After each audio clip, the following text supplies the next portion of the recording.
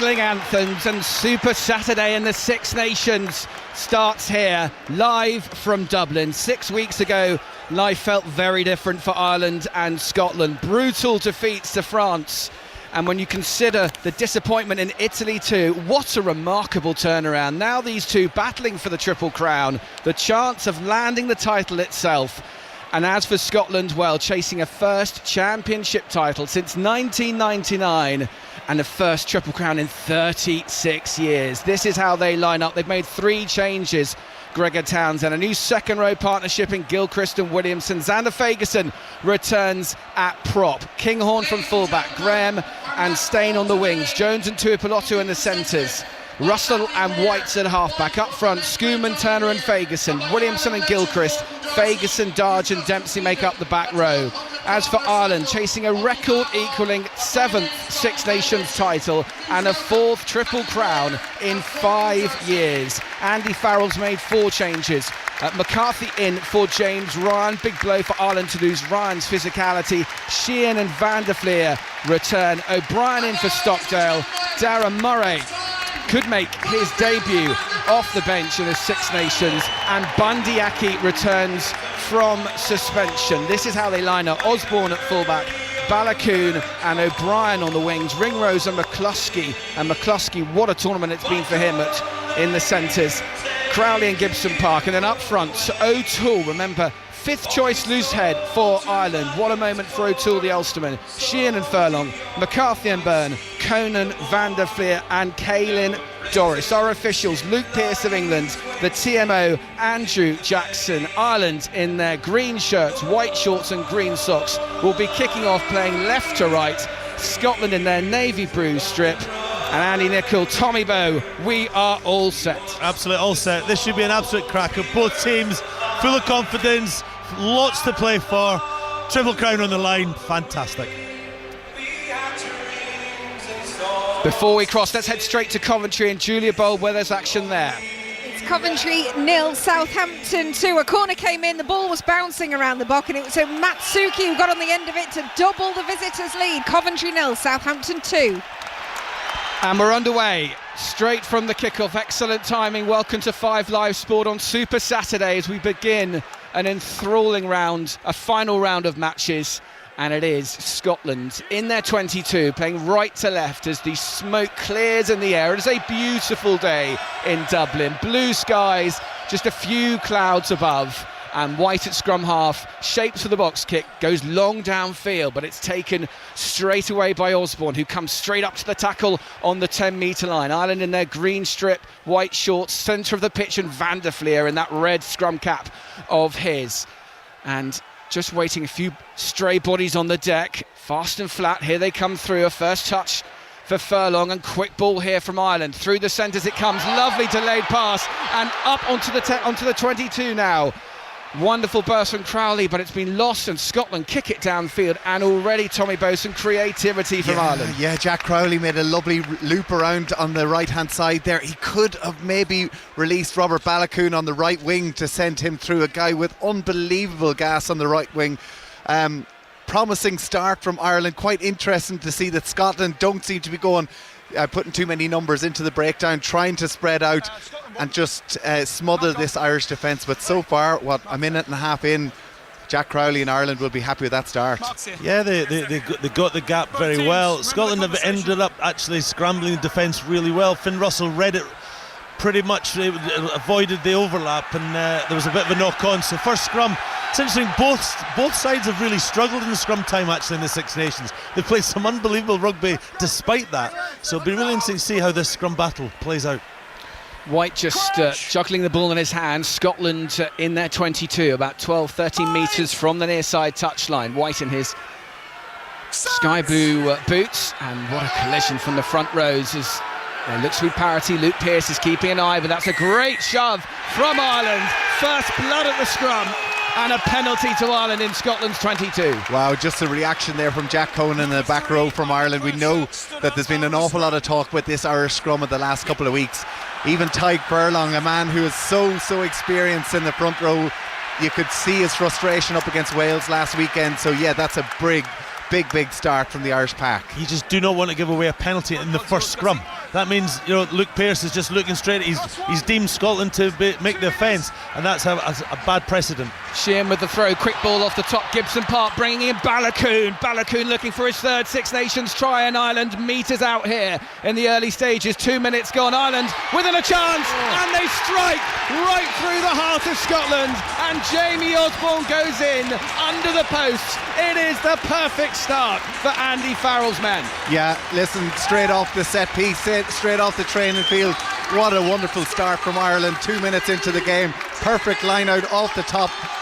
Crashed up Robert Baloucoune, the right winger, into the midfield.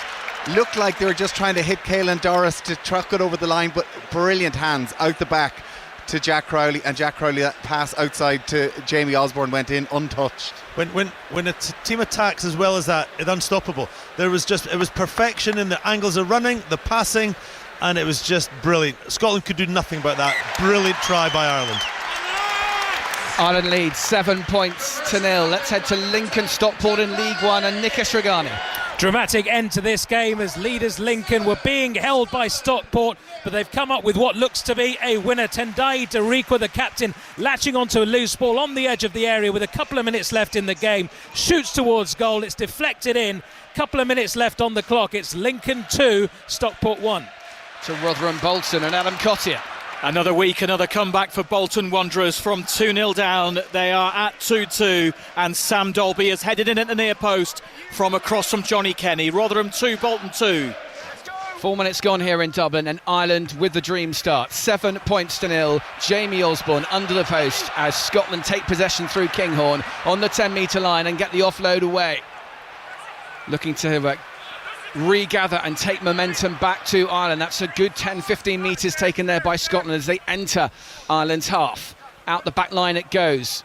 Russell looking at the options, scanning the options, and still going. A flat pass down this left-hand side, a lovely line to Stain. Tackled by Ringrose, 2 metres from this near side. Scotland attacking right to left, taken on once more in the tackle by Fagerson. White sniping, looking for holes, gets the pass away. Fagerson drives it up. Xander Fagerson back in the front row for Scotland today. To Tuipulotu, little show and pop pass to Russell, but Ireland holding them so far. Ireland leading 7 points to 0, 5 minutes gone here in Dublin. As the pick up and quick play. Pop passes here, and Tuipulotu trying to find a way through. Tuipulotu's still going. Brings play up to the 22. White searching for the ball in that ruck. It's slow ball. Ireland's defence has done a good job. This time Fagerson takes it on another couple of metres to the right-hand side. Gilchrist, 2 metres tall Gilchrist, Grant Gilchrist taking it on, and White recycles, this time to the second row colleague and Max Williamson. All new second row pairing for Scotland as the crowd coming to life and the phases begin to build. 10 phases now for Scotland on Ireland's 22. White to the left-hand side has Schumann and pops it to his prop. He's tackled, and you can hear the cries of Scoo from the Scottish fans around us here in the Aviva. Out it comes to Russell, to Jones. Couple of options here, taken in the tackle by Darcy Graham. And White is there again. It is still with Scotland as they try and burst through. Nice tackle there on Dempsey, and White quick recycling once again. Fagerson trying to consume that as Williamson takes the ball into contact. Van der Fleer nearly came offside. Patient attack here from Scotland. A drive from Stain, who's come off his wing into the centre of the pitch. It's still with Scotland. Wide pass out. Lovely pass there to Turner from Townsend. From Russell in the midfield, and now the pop pass, a lovely one to this near hand side. Darge takes it. It's still with Scotland. Schumann with a huge run. Now they're within 2 metres. White senses the opportunity. Russell delays the pass. It's there in the corner for Scotland, and they're in on the right hand side. Darcy Graham strikes back. What a try by Scotland. That was phase after phase after phase with big carries, great clear outs, great decision making, not just by Finn Russell, by so many players. It was multi-phase, and then they just worked it. They just kept patient. There was some really good defence by Ireland, but Scotland just kept going, and their precision at the breakdown at contact was outstanding, and they found a way to get it to Darcy Graham out, and that was a brilliant reply by Scotland. Amazing composure by Scotland. Ireland thought that they probably were keeping them out, didn't look like they were going anywhere, but from a Scottish point of view, the composure, we haven't seen this in years gone by, being able to stretch Ireland from side to side. Ireland looked like there were 2s or 3s at different stages, and yeah, although Ireland got the perfect start, 7 points on the board after just a few minutes, Scotland look like they've levelled it. Russell with the conversion. It's an absolute beauty through the posts. And back to level terms we come. 7 points all here in Dublin. Let's go back to Coventry, Southampton and Julia Bolt. It's Coventry 1, Southampton 2, and it was a penalty. Victor Thorpe brought down in the box. He took the spot kick, bottom left-hand corner, and we've got 7 minutes added time. It's Coventry 1, Southampton 2. Oxford against Charlton, Angus Patterson.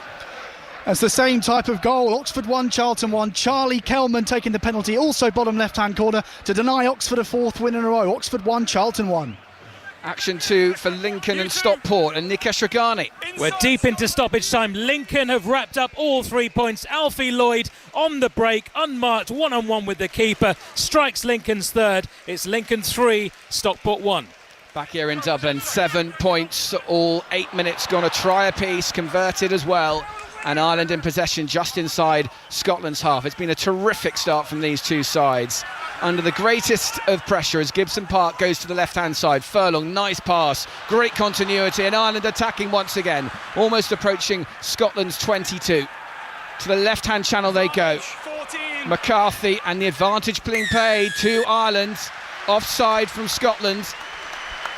Number 14, offside. Darcy Graham there, Tackle, coming offside. A soft penalty from a Scottish point of view. They'd be disappointed with that. Didn't look like Ireland were really going anywhere. Yep, 100%. Yeah, a chance for Jack Crowley to stick this into the corner and put that pressure back on this Scottish defence. Has he missed it? No, it's okay. He's just got away with it. Let's quickly head to Middlesbrough, Bristol and Shojo Saka.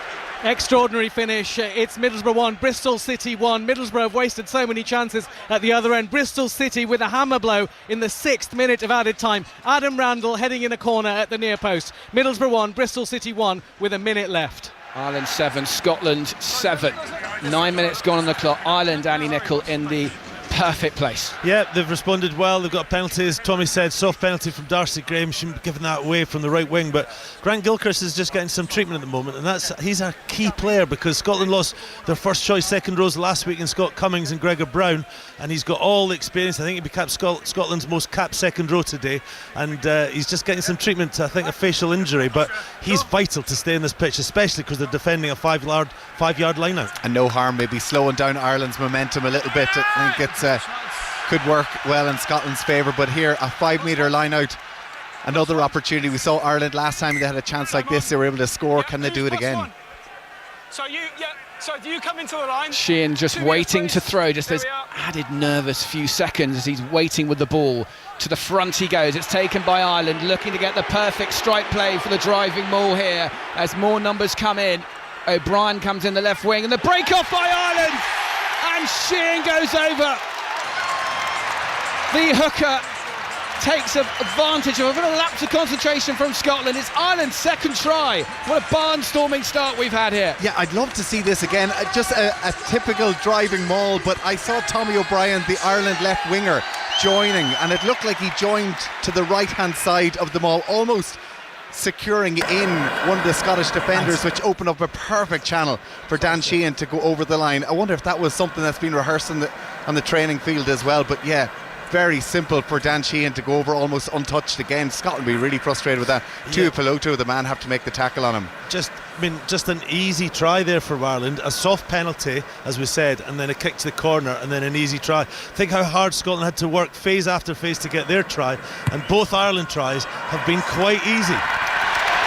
And Crowley adds the extras. 14 points to 7. A real confidence booster for Jack Crowley as well, who missed a couple of relatively simple kicks last weekend. There was a lot of pressure, a lot of question marks about his kicking going into the game. It's been the perfect way for him to kind of settle the nerves going into a huge match like this. 14 points to 7, Ireland lead. Let's go back to Nikesh Ragani for Lincoln Stockport. Where it is all over, and the League One leaders Lincoln have opened up a 7-point lead at the top of the table. Goals from Jack Moylan, Tendai Darikwa and Alfie Lloyd cancelling out Ben Osborne's effort. Another fantastic performance here by the Imps. It finished Lincoln City 3, Stockport County 1. Full time, Middlesbrough, Bristol City, Shojo Saka. It's finished Middlesbrough 1, Bristol City 1. Well, Borough's promotion push looks flimsy with this home form. No wins in 4 here at the Riverside. Leo Castledine finally put them ahead after a host of chances. David Strelec should have made it 2. One-on-one with the keeper and he fluffed that. And Adam Randall equalised for Bristol City deep into added time. It's finished Middlesbrough 1, Bristol City 1. 3 tries in 12 minutes here in Dublin. Ireland leading 14 points to 7. Scotland in possession in midfield as they go and try and break through, but Ireland's defence swarming all around them, fast and right in the face. Brilliant play by Doris, but a little too good that time. And Luke Pearce blows his whistle. It'll be a penalty to Scotland. Andy Nicholl. It's just that fine balance, isn't it, that you've got to attack. It looked like there's a chance for Ireland to get on it there, offside, and it's just given Scotland an easy entry to hopefully, from a Scotland perspective, Finn Russell will get this into the 22 and start an attack from liner. But it's so competitive, the ground. You've got to chance your arm, and Caelan Doris just got that wee bit wrong. Yeah, Ben White, we could see down getting treatment here, the Scottish scrum half, a player who's so important to the tempo that this Scottish team want to play, as Finn Russell puts the ball 10 metres away from Ireland's try line. Another opportunity for them to try and get themselves back level here with the Irish team. Let's quickly head to Julia Bowl for full time in Coventry, Southampton. It's finished Coventry 1, Southampton 2. Flynn Downs with the opener, Matsuki with a second for the visitors. Victor Torp's penalty, just a consolation, a blip in Coventry's push for automatic promotion. Coventry 1, Southampton 2. Ireland leading 14 points to 7, but a huge chance here for Scotland inside Ireland's 22. Scotland playing from right to left in this first half, taken nicely by Gilchrist, and now Turner on the peel as Dempsey goes over the top, and White quickly gets it to Darch. Scotland have already shown patience and pragmatism in attack. They have scored through Darcy Graham. 2 tries for Ireland, Osborne and Sheehan, as Scotland still in possession, almost in line with the right hand upright. White, fast, flat, Ireland's defence all over it, and a real mess at the breakdown once again. Luke Pearce is watching it, and they peel away through Schumann. 2 or 3 metres out here now, Scotland looking for the equalising try. Right hand side attack they go, round the fringes of that breakdown. White just looking, he's got Gilchrist to his left. Couple of pockets of Russell, doesn't look interested to take the ball yet. He'll call for it when he wants it. As cries of Ireland, Schumann goes, could be isolated there, Schumann, but White is there in the nick of time. Passes it out. Fagerson. Darcy Graham wide right once again. A pod of 3 Scottish forwards driving on Gilchrist. That's his third touch in about a minute from the second row. White still going to his pack. Russell now calls for it. Russell gets that's a great tackle straight away from the fullback. And Ireland take possession in the 22 through Ringrose. And Doris not quite sure what he wanted to do with it inside his 22, but what a turnover that one for Ireland, just when you thought, Andy Nicholl, that Scotland were ready to strike. Yeah, they just they actually identified that Scotland were trying to go wide there, and it's a great kick, a clean kick. That's a great 30 seconds for Ireland, because they just soaked up Scotland's attack. They didn't concede, they got the turnover, and then Jack Crowley's just put a brilliant kick on. I think it's taken quickly by Scotland. Russell gets it away, and Hugh Jones is looking to make the extra man count down this left-hand side. Staying, and it's been called back by the referee after all that. And we'll go back to that line out on the other side. Tommy, sorry. It was Stuart McCluskey who made that tackle on Finn Russell, a guy who's played so well since coming into this Irish team. Probably more known for his barnstorming runs, his offloading, but that was a really clever bit of defence. Came up out of the line, pinned Finn Russell's arm, and of course Finn Russell knocked the ball on. It was a real opportunity though from a Scottish point of view there. I love how Finn Russell stands behind the ruck. You don't know if he's going to go left, he's going to go right. All of a sudden he bursts into life, and that really is where it's so difficult to defend, but McCluskey read it perfectly that time. Quickly to Oxford Charlton and Angus Patterson. Well, confirmation full time as well. Harrogate 0, Salford 1. That's in League 2 as Scotland take possession from that. It's plenty of bodies. It's been held up in that maul. This could be anybody's ball. It could be Ireland's balls. Luke Pearce is saying use it. He's going to give the advantage to Ireland. That is another huge gain for the Irish. 14-7 and a massive turnaround. Things are definitely going Ireland's way on a couple of these 50-50 areas. we talked about the pressure going into this game for both teams. Scotland haven't been in this situation before. They needed to burst out of the blocks to get off to the perfect start, kind of cut down mistakes, and we've seen a couple of errors where they're maybe trying to force it a little bit and it's playing into Ireland's hands. I mean, that was an easy one line out. That should never, no Irish hand should get everyone anywhere near the ball there. That should have just been quite an easy set piece play and then exit or attack from deep. So yeah, Scotland, they reacted well to the early try, but then they didn't react well to the second try, and they've just made a few uncharacteristic mistakes. Ireland got the advantage of that last scrum, got the penalty. Let's see how this scrum goes. Far side of the pitch, and free kick straight away, and Gibson Park taps and goes, gets it straight to McCluskey to drive it up hard into the Scottish defence outside their 22. Gibson Park looking for runners to his left hand side. Doris is there, the skipper, shrugs off the first tackle, goes towards the 22, 5 metres from touch. Gibson Park again. Up comes the physicality, the dynamism of Joe McCarthy, the second row, and another penalty to Ireland. I think he's just looking at George Turner got a bang in the head here and he was groggy. He certainly, I watched him and he wasn't looking too sure, and the physios got into him very quickly. I think Luke Pearce has stopped the game because he was just quite near the contact and didn't want anything to happen. Yeah, Ireland might be a bit frustrated there because it looked like Gibson Park scooted down the short side and offloaded to Tommy O'Brien, who looked like he was going through for a try. So Ireland maybe will be disappointed with Luke Pearce blowing that one up a little bit faster, but of course player safety has to come out number one here, and particularly with a head knock. Yeah, Ewan Ashman looking as he's taking off his tracksuit top to come on, and actually that will just again take a bit of the sting out of Ireland's attack, Andy, because Scotland, they have showed brilliant composure for that try, but Ireland are not giving them any wriggle room right now. Well, I mean, their red zone inclusion at the moment is about 7 points every time they've gone in. They've been in the 22 twice. They've scored 2 tries. Interesting song choice. I Love You Baby ringing out round the Aviva Stadium here now. That's early, isn't it? Yeah, they've gone early in that one. It is. I mean, they're feeling confident here in Dublin already. The feeling's mutual, Tommy. Let's head to Oxford, Charlton and Angus Patterson.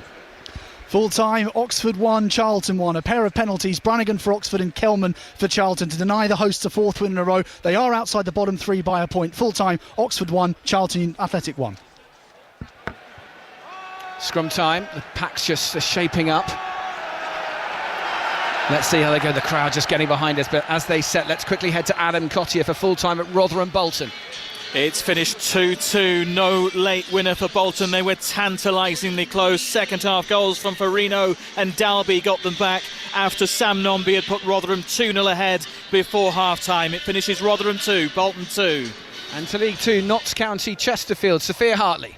Full-time, Notts County 2, Chesterfield 3. After coming from behind twice in the first half, a 10-man Notts County ran out of steam in the second. Liam Mandeville's 66th-minute header sees Chesterfield steal this derby win. Notts missed the chance to go third. Chesterfield climbed to 7th. Notts County 2, Chesterfield 3. 18 minutes gone here at the Aviva. Ireland 14, Scotland 7. 2 tries to 1. Ireland scoring through Osborne and Sheehan. Darcy Graham for Scotland. The 3 tries converted. The scrum still trying to form on that far side. It's an area Scotland haven't capitalised on, Andy, in these early stages so far. There's been a penalty, a free kick and a collapse, so there's not been one completed scrum yet. Gibson Park fires it off straight away to Crowley into the midfield. Ringrose on the loop and lots of space for Baloucoune. Baloucoune is going to pin his ears back and go for the corner. Baloucoune's done it. What a finish! Robert Baloucoune with his 3rd try in the Six Nations, and that is the best of the lot. Oh, what an amazing finish. What an amazing pass from Stuart McCluskey to put the ball right in front of, on the right wing, Robert Baloucoune, the fastest player in Irish rugby at the minute. So dangerous when he gets that ball in space. Ireland, a loop play really close in almost at the first post, and then Stuart McCluskey, or it was Crowley maybe, who gave that amazing pass out the back to Robert Baloucoune, and it's such a difficult one to try and defend a guy in full pace like that. Fair play to Darcy Graham trying to get across, but it looked like Baloucoune kept his feet out of touch. He did. We were watching the replay. Darcy Graham, I think, will be disappointed because he actually got into position to make the tackle but just fell off him. If he'd kept hold of him, I think he would have taken him into touch, but up to that point, what a pass by McCluskey and what a finish. It was a great finish by Baloucoune. As the conversion just drifts past the right hand post from Crowley. But how about this for a scoreline? Ireland 19, Scotland 7. Ireland's so efficient. This is their third time into the Scottish half, the Scottish 22 direction, and come out with points. Scotland will be really disappointed from a defensive point of view, but from Ireland, again, another training move, something that they've worked on during the week. They've seen the space out wide. If they can give it to their speedster, Robert Balakoon, and he just shows exactly what he can do when he gets ball in hand. I mean, it's early doors, it's 20 minutes, but next score is really important, because if Ireland get it and pull away, then suddenly all this excitement, all this, we've been here before, we've seen Ireland just snuff Scotland out. Scotland have to react now and get the next score. And what a couple of weeks it's been for Robert Balakoon, a player plagued by injuries, one of the stars of the tournament with Ireland's third try as Gibson Park sends the box kick high up into the air, and it's taken by Scotland as the sun comes out on that far side, making it difficult. Russell puts a little kick through for the corner for Steyn, and it just dribbled out into touch, and Russell just scanning, and he's just waiting very, very late, and then he assesses. Yeah, I just think he made the wrong call there, because he went for the crossfield kick to Cal Steyn, which has worked really well in the Six Nations, but actually if he'd looked up, Hugh Jones was in front of Caelan Doris and Tadhg Beirne. There was an opportunity to maybe broken field play there, but you know, it's a blink of an eye, and he does that. He does scan very, very well. It's amazing. We're seeing the sun shining through here. We haven't seen the sun shining in Dublin in about 3 months, but it's definitely shining on this Irish rugby team at the minute. Blowing an absolute gale in Dublin on Thursday, and yes, a beautiful day for running rugby. Blue sky above as Ireland outside their 22, leading by 19 points to 7 here on 5 Live Sport. Commentary of Wales, Italy on Sports Extra to come. England, France, live from Paris with Chris Jones, Matt Dawson and Paul Grayson at 8:10 tonight as Scotland take possession on halfway. Tuipulotu, the skipper, almost half through that first tackle, sets it up, and Gilchrist over the top of the ball. White to the right-hand side. Russell tries to kick it downfield, but it's been charged down, an Irish body in the way. McCloskey once more, and Scotland now back inside their own half. They have possession still as Russell looking for the option to try and force something down that right-hand channel as they pick up and they drive once again, and Scotland forwards over the top of this rock. Dempsey, are they going to kick this, Andy? What Ireland are doing well, which the other countries in the last 3 weeks haven't, the 3 games haven't done, they're getting to Finn Russell, aren't they, Tommy? They're getting him, closing him down and forcing mistakes. Yeah, listen, he's such a danger man, such a linchpin of this Scottish team. But the thing is with Finn Russell, nothing seems to faze him. You know, he makes a couple of mistakes as you think his head goes down. All of a sudden he pull off something quite incredible. So still need to keep their wits about them with Finn Russell on the pitch. And they're winning the kick tennis battle as well. Gibson Park with a brilliant box kick. Absolutely brilliant. On the money, allowed O'Brien to get there and force the knock on into touch. It went from Blair Kinghorn, so now Ireland get the line out in the halfway line. They're winning the crumbs, they're winning the 50-50 in the air, and they're just, you know, as I say, 19-7, they're just getting everything at the moment, and Scotland need to wrestle this momentum back if they want to stay in this game really this early on. 19 points to 7, 23 minutes gone here in Dublin. Gibson Park, the beauty and the quality of that pass as Crowley sends it high, putting pressure on Darcy Graham and Tommy O'Brien. It might have just come off O'Brien as the referee says no play on. It's come into Irish hats. Ireland winning all the mini battles here. Down the left-hand channel they approach. O'Toole over the top. Gibson Park getting his hands in there to the ruck to Furlong. Looking to make a statement today, Ty Furlong. Up front, certainly in the scrum, the Irish front row are doing that as Van der Fleer carries another metre or so. Quick ball once again, Crowley comes it back inside, tries to bring O'Brien into it, he's clattered in the tackle. 24 minutes gone here. 19-7 as Scotland's defence tries to come up as fast as it dares. Gibson Park, this is slightly slower ball. McCarthy, Crowley on the loop, and now it's almost half through there from Osborne, the fullback, coming up into the line, but it's ball out the back, and this time wide down that channel as Gibson Park gets it away. There's a Scottish player down, and wheeling away is Furlong, the crowd getting right behind there. Irish and Lions prop, and now it's with McCloskey, Van der Fleer. Lovely touches here from Ireland as they take play up to the 22. Left to right they attack. They lead 19 points to 7. 3 tries from Ireland already in this opening half. Down the left-hand side, and now cutting through. Beautiful line from O'Brien, keeping Scotland on its butt.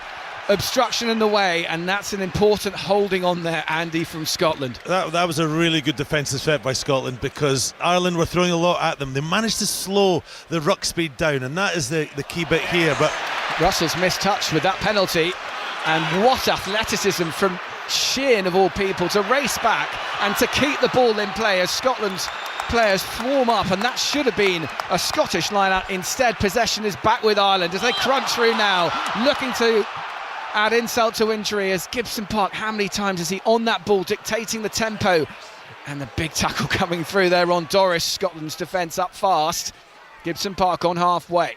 But it's a double defensive set that didn't need to happen, because Finn Russell tried to take a quick penalty to touch and he missed it, and the Scotland forwards were out on their feet there, Tommy. Yeah, amazing athleticism, amazing skill by the Irish hooker to be able to get back there and to prevent it from going into touch. Finn Russell tried to pull a fast one, it didn't go his way.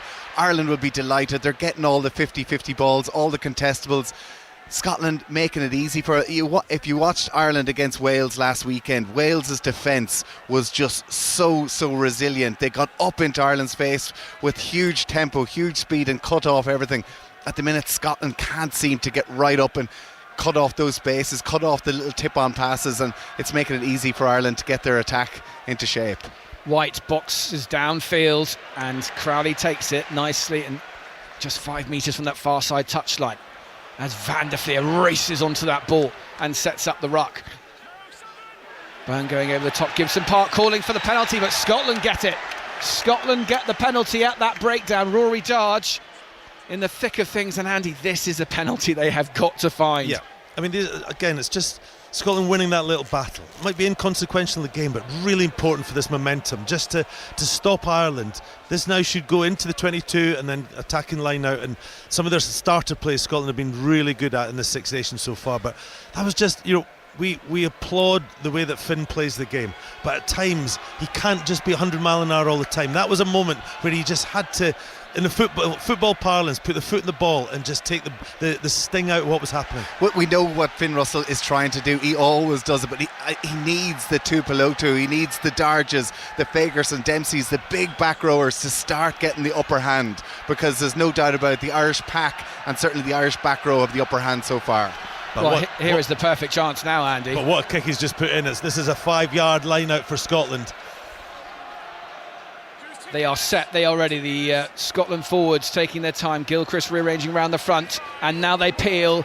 They take that line out ball, but it's tight to that far side touchline. Scotland, Ireland have done a good job to disrupt it, and they counter-ruck here, Ireland, and they get the advantage. What a defensive set from Ireland. They put the Blair Scottish Kinghorn. 15 Yeah, up in Blair that second Kinghorn. row. Blair Kinghorn up for that. Oh, you can see Gregor Townsend, hands and head. Can't quite believe it. I don't know. Blair Kinghorn was at 2 in the line out and was lifted, and they tried to do a peel round the front, and it just didn't quite work. Now you can great inventiveness, but it didn't work. Yeah, and Tom O'Toole, the Irish loosehead prop, is able to see a gap in the Scottish breakdown, get his hands on the ball, and get a poach 3 metres out from his own line. I don't mind talking to you or any of your players, but 4 of your lads have just come to ask me the same question. No worries. I'll deal with you two. There's tons of emotion. Happy. We're seeing that's play on because the ball was transferred to the front. And it doesn't matter if he hits him in the 8 after his pass? I didn't think it was dangerous play after that. That's why we're playing on. Okay. Okay, Ireland scrum. Luke Pearce making sure the Sione Tuipulotu is kept honest, and his players, more to the point. 19 points to 7, Ireland lead here in Dublin. 28 minutes gone, 5 live sport. And Scotland, what a chance, Andy, what a chance to have tried to do something from that set piece. Yeah, and obviously there was a bit of an issue that Scotland players thought that some offence had taken place, but Luke Pearce, very clear refereeing, and that's what you want from a referee. The clarity is what you're after. And this scrum now, Ireland have been dominant in the scrum so far. Just cannot concede a penalty and give them an easy exit. Interesting to hear from Luke Pearce. Said, I know there's tons of emotion. When you're sitting up here watching it, you don't really feel what the atmosphere is like down there. You can see that these Scottish players, maybe the emotion is getting a little bit to them. Things aren't going well, and they're deciding to get over and get up in the referee's face. Not the right thing to do. And McCluskey is getting over the bodies. Another terrific drive up through the centre, allowing Gibson Park the opportunity just to get the perfect set for the box kick from the scrum half downfield. That is perfection from Ireland. They have cleared the danger, brought play almost up to the 10 metre line. 29 minutes gone. Ireland 19, Scotland 7. Very simple from an Ireland point of view. Clearing your lines, maybe not as far up the pitch they might have liked, but again just puts the pressure back on Scotland, try and create something, pull something out of the hat to try and put pressure on them. But Scotland need to really start putting a few phases together here to put this Irish team under a lot more pressure. Tuipulotu, the go-to man. The line out not the cleanest as Scotland come through the centre of the pitch. Quick hands, and Russell, little chip kick over the top. This could work out nicely. Osborne's made a hash of that. That's gone into touch, and that will give Scotland a line out inside Ireland's 22. Andy Nicol. Finn Russell at his best, just again scanned what was happening in front. A little dink over, he could have gone anywhere. Jamie Osborne managed to get into touch, I think, which was the best option for him, because that could have gone anywhere with Darcy Graham and Kyle Steyn breathing down his neck. Absolutely, the bouncing rugby ball, you don't know where it's going to go. Fair play to Tommy O'Brien, he managed to get some part of his body onto to put it into touch, because there are 3 Scottish players breathing down his neck, hoping the ball would bounce up for them. Ashman with the line out on for George Turner, and as it's taken by Scotland, middle of that line out, and the maul is formed. Scotland attacking right to left, about 10 metres from the near side touchline, but they're 19 points to 7 down. That maul's collapsed, so White has to bury his hands in there to try and get it out, and Ireland's defence is waiting in to take the players down. Van der Fleer tried over the top of that. McCloskey's done well to slow possession down. Fagerson takes it. Darge in there, and a penalty to Ireland.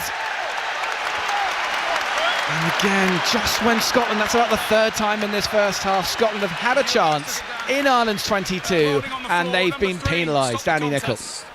To be fair to Scotland, Andy, I do feel for them a little bit here. Ireland in their defence look like they could be pinged for offside. They're getting off the line very, very fast, right up into Scotland's faces.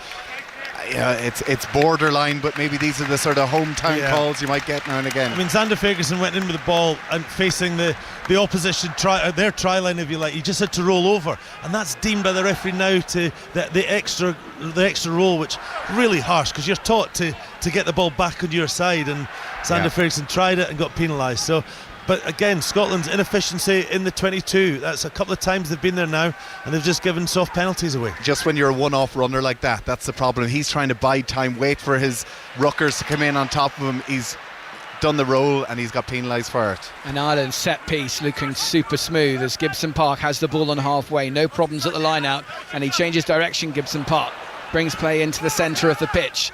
To the left he goes, slightly delay on that pass. McCloskey touching the ball so many times in attack, just trying to keep Scotland's defence honest. 8 minutes to half time, 19 points to 7 Ireland lead as they approach Scotland's 10 metre line, 15 metres from the far side touchline. Conan, he drives on, sets up the ruck. Ireland getting over the gain line every time here. And crossfield kick, not the best of options from Crowley, gives opportunity to Kinghorn. He's tackled, he's still going, Kinghorn. Wrapped in the tackle by McCarthy. And Scotland now outside their 22. The drive on from Fagerson. And White looking to his left-hand side, looking for where, calling for his forwards, for his runners. The pick up and drive from his second row engine room. And now he's looking for that ball at the breakdown. White outside his 22, clearing the danger, doing the basics. Up it goes into the air, and a chance here for Steyn, and it's gone straight into Osborne. Good contest, says the referee, and Russell will take this. Will he go for the 50-22? Is he going to try and run this, Russell? Oh no, he's lost it, but play continues. Darcy Graham takes it, but it's a bit of a mess there for Scotland as Ireland counter-attack, trying to put the bodies in there. Scotland somehow hold on to possession. 19 points to 7, Ireland lead, 3 tries to 1, and Andy once again, just a lack of accuracy there from Finn Russell. Yeah, but it's just an unstructured game for the last 10 minutes, isn't it? It's just, there's nothing happening, and Scotland are going deep. Tuipulotu trying to keep it, Ireland's defence down, and that's gone well forward in the pass, and Scotland's attack is malfunctioning badly here. Yeah, I just looked at my phone there. I have a text message from a friend saying best of luck today, have to stop Finn Russell. And that's exactly what this Irish team have done so far. He's under pressure every time he gets his hands on the ball. You can see him now, hands on hips, Tuipulotu trying to go over and have a word with them. Just listen, let's stay focused, let's not get ahead of ourselves. Silly mistakes there. Ben White tried to give the ball to him, but Finn Russell had his back turned because he expected the forwards to truck it up. So again, Scotland need their big players to really step up, and so far 34 minutes into this game we haven't seen them. Yeah, Sione Tuipulotu saying in the week that they don't have to be afraid if they're down on the scoreboard. They were down on the scoreboard against Wales, you remember, and they came back into it. But as Andy said earlier, the next try, Andy, you just feel it was so important. I mean, 20 points to 5 down in Cardiff is different. 19 points down to 19-7 down here in the Aviva Stadium. And if Ireland, that's what I said earlier, if Ireland get the next one, then that's a deficit that you're really struggling. So, you know, Scotland have been last week against France and against England, their accuracy was bang on. And then Wales, it struggled. And today, so far, they've just been inaccurate in certain aspects. It's not by any stretch been the perfect game, and you need that when you're playing a side as good as Ireland and what they're doing. You just need that accuracy, and it's not there at the moment. Ireland lead 19 points to 7, just over 5.5 minutes to half-time. Gibson Park, and it's the scrum, the set piece. Ireland definitely dominating so far in the set piece. The scrum has been mightily impressive. Gibson Park keeping it in the back and peels away. Crowley, it's gone forward I think that time, and it's been hacked down by Scotland. Mistake by Ireland in midfield. Balakoon is racing back to this, it's been lost, and suddenly that just Van der Fleer gets back when his country needed him on the 22. The first time that Ireland's first phase breaks down, and Gibson Park gets back to that breakdown, has McCarthy to drive it forward, and this is where Scotland need to pin Ireland, Andy Nicol. Just no penalties. Let them clear, let them exit, and then start again. Yeah. Plenty of time for Gibson Park. So much time to kick that one out, Tommy Bowe, and take play up to halfway. Amazing work rate from Josh Van der Fleer to get back there. Robert Balakoon, he went down on that bouncing ball. He did so well to get back to it. Blair Kinghorn made up so much space, got his boot to ball. And from an Irish point of view, delighted that Josh Van der Fleer was the next person to arrive, because that could have easily been a Scottish player to run underneath the Ireland's post. Balakoon got back well, but he actually missed the ball, and if that could easily have bounced into Blair Kinghorn, we'd have been under sticks and 7 points. So these little things, just the bounce of the ball, they're not going Scotland's way at the minute. No, you're absolutely right. I think that those 50-50 collisions, the 50-50 bouncing ball, is definitely going Ireland's way so far. And you make your own luck, and sometimes when you're at home, these are the way things go. But again, we know from Scotland's point of view, they are putting this Irish team under pressure. They have the ability to enforce all sorts of trouble. They just need that little bit of luck maybe to go their way. I think Scotland need this break. Joe McCarthy's down injured at the moment. I think they've been they've been defending a lot. They've been attacking a lot. It's been 19-7. It's been a hard game. Physically, there's big tackles going in, and there's a lot of the ball in play time has been pretty high up to this point. Ashman with the ball, the line out throw for Scotland, just inside Ireland's half, but again the line out, a total mess, and possession goes back to Ireland from that ball, and they get the penalty for a deliberate knock-on as Gibson Park nearly takes it quickly. All the mini battles are going one way. The bouncing ball again, bouncing Ireland's direction. Yeah. I mean, I love it. I know, but that was a line. It was a line out for Scotland. They should have won it. Alex Williamson missed it. He was uncontested and just dropped it. And then the ball can bounce anywhere, and it went to a green shirt. And then Grant Gilchrist, maybe just a bit of frustration. He's calling the line outs. Did he get it wrong? He then just knocked it down and giving Ireland now just an easy attack when Scotland had that before. Ireland with the platform. They lead 19-7, and a score by half-time could be so pivotal. Sheard back in the team after being rested a week ago. Lovely ball to the back, and Gibson Park shoots the ball down the line. McCloskey, who else? Through the centre of the pitch. The Ulsterman still going.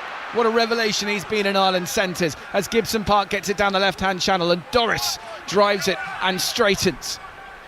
Gibson Park to the left-hand side. McCarthy goes slightly sideways, but eventually clawed down to the turf and outside the 22. Quick passing, lovely, beautiful, soft hands from Ireland. Doris, though, held, driven back in the tackle.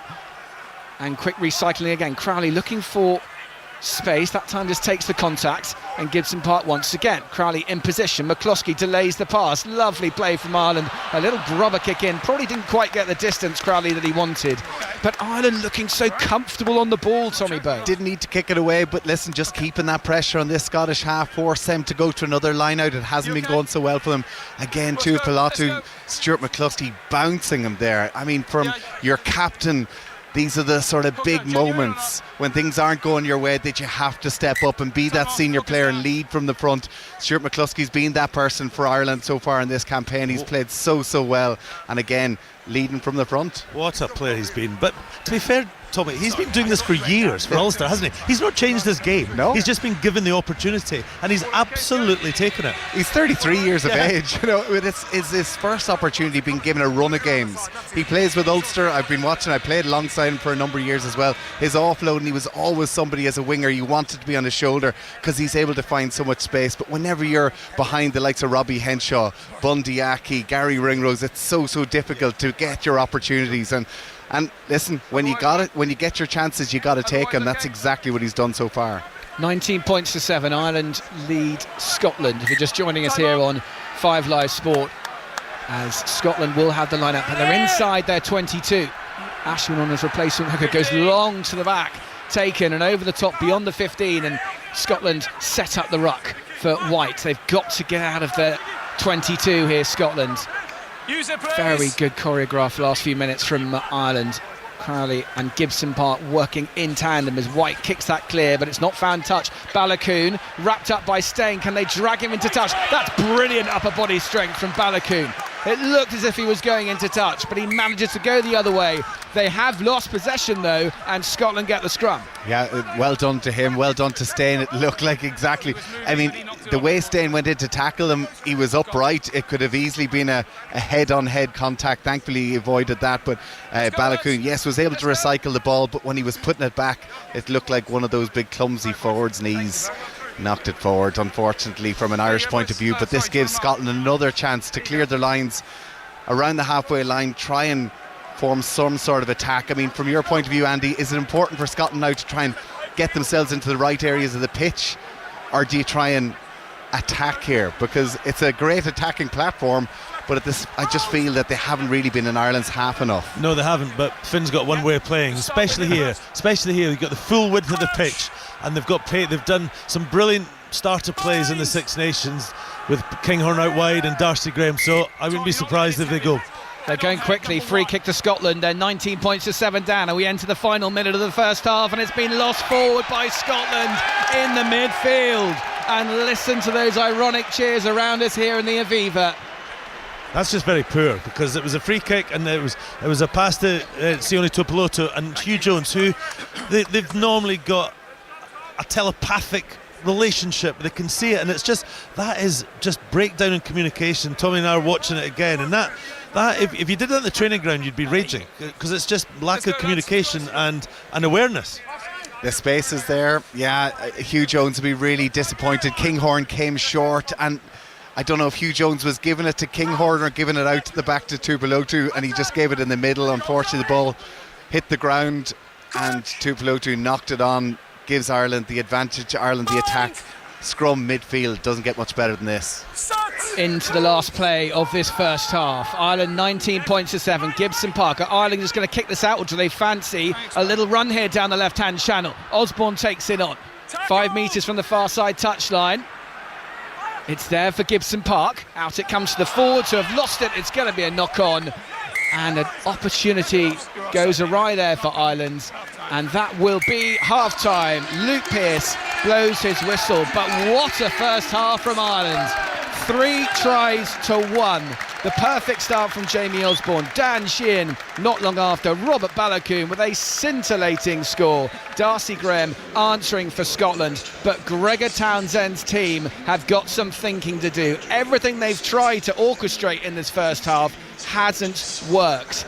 A big team talk now, Mark. for Gregor Townsend. Half-time here in Dublin. Ireland 19, Scotland 7. Absolutely, and we will be back for that second half, and later on Wales against Italy will be on BBC One if you want to watch it, Sports Extra 3 if you want to listen to it. France-England here on 5 Live tonight.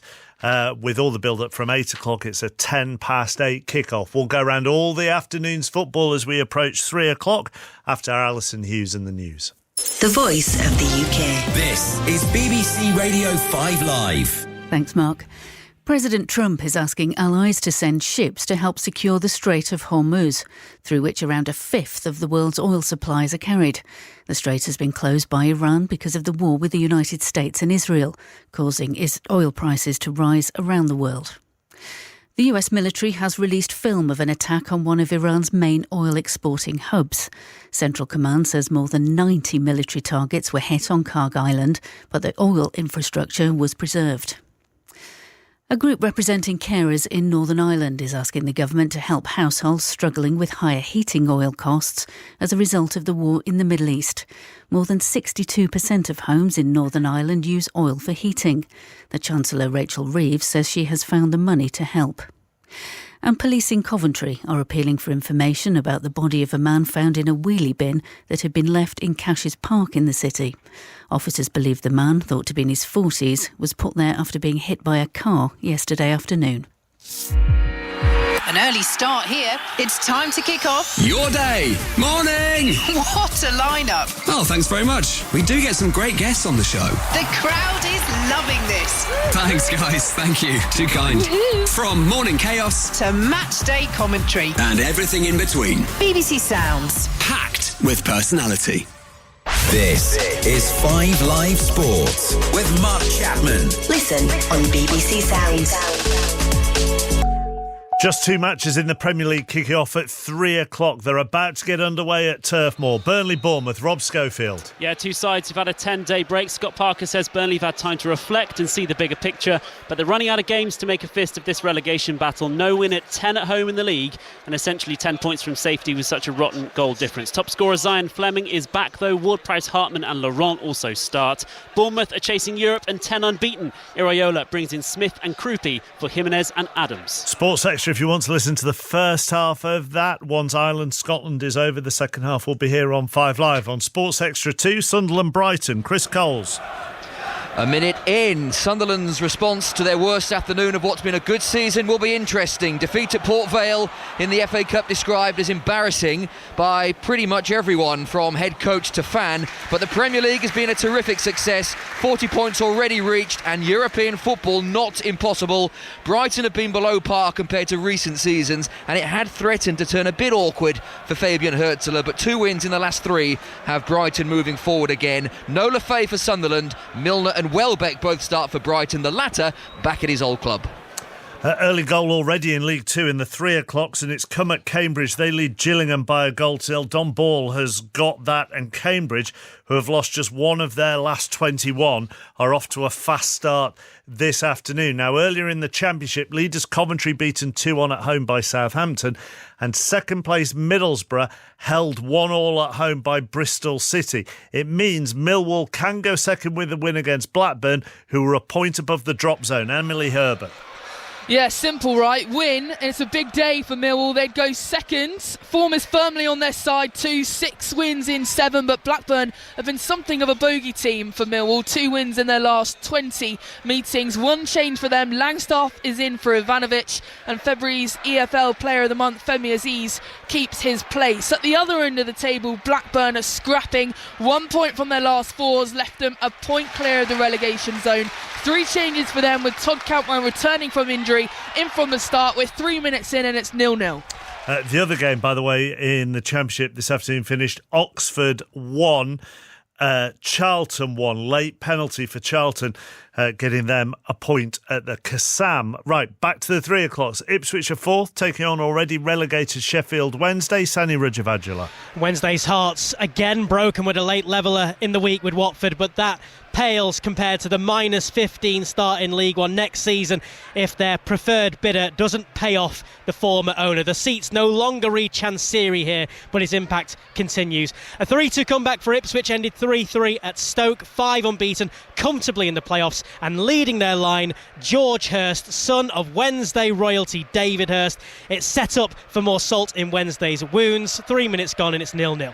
Hull are in the playoffs. West Brom trying to battle relegation. Adam Whitty. Yeah, and that Hull draw that you mentioned a few seconds ago, Mark, has kept things so tight in that relegation scrap that for West Brom, they need a win, and soon. They're yet to get one in 2026. 3 points could see them climb out of the bottom three. Hull, meanwhile, had hopes of automatic promotion a few weeks ago, but 2 losses in a row before this week's brilliant win at Wrexham have left dreams of a top 2 finish dangling by a thread. 2 teams at different ends of the table, both running out of time, though. We've had 5 minutes. West Brom doing all the running. Erna Hegebo inches from giving them the lead. 0-0. Oxford's point against Charlton dropped Leicester into the bottom 3. They're taking on QPR, who've lost 5 of their last 6. Nick Hatton. Yes, but that win on Tuesday night, Mark, for Leicester here against Bristol City could well be a turning point for their season. Game 5 of Gary Rowett's tenure, bringing his first win and ending a 10-match run without a victory. As for QPR, as you say, QPR in terrible form. 4 losses in a row, 12 goals conceded without reply, and they've only won just once in their last 10 on the road. In response to that, they make 4 changes. 1 change for Leicester, Divine Mikasa in for Bobby De Cordova-Reid. 4 minutes gone, it's goalless. Early goal in League One, and Reading have taken the lead against informed Plymouth, who've won 5 of their last 6. Reading 1, Plymouth 0. In the earlier games in League One, leaders Lincoln beat Stockport 3-1. Rotherham 2, third place Bolton 2. That win for Lincoln leaves Cardiff 7 points off the top of the table. They're at Exeter, Narmacorn. I had to double check with the 5 Live production team, chappers, to make sure I wasn't meant to be at Newcastle today. This is the real St James's Park, according to Exeter, who gave a confused Barca fan a free ticket to their game with Lincoln on Tuesday. He turned up hoping to watch Champions League football. Instead, he was treated to the delights of League One. But second place Cardiff in no mood to be charitable today. They also lost to Lincoln in that huge game at the top last weekend. Still comfortable in the promotion places, but all the signs look like they'll go up in second rather than as champions, and a win will bring them closer to a championship return. Underway, 0-0. Early goal in League Two, and as is often the way, a side that have sacked their manager during the week take an early lead. It's Walsall. Matt Sadler dismissed, Darren Byfield in temporary charge, and they lead at Crewe through Albert Adoma's goal. Let's go to Wigan, who are taking on Bradford in League One. Ben Croucher.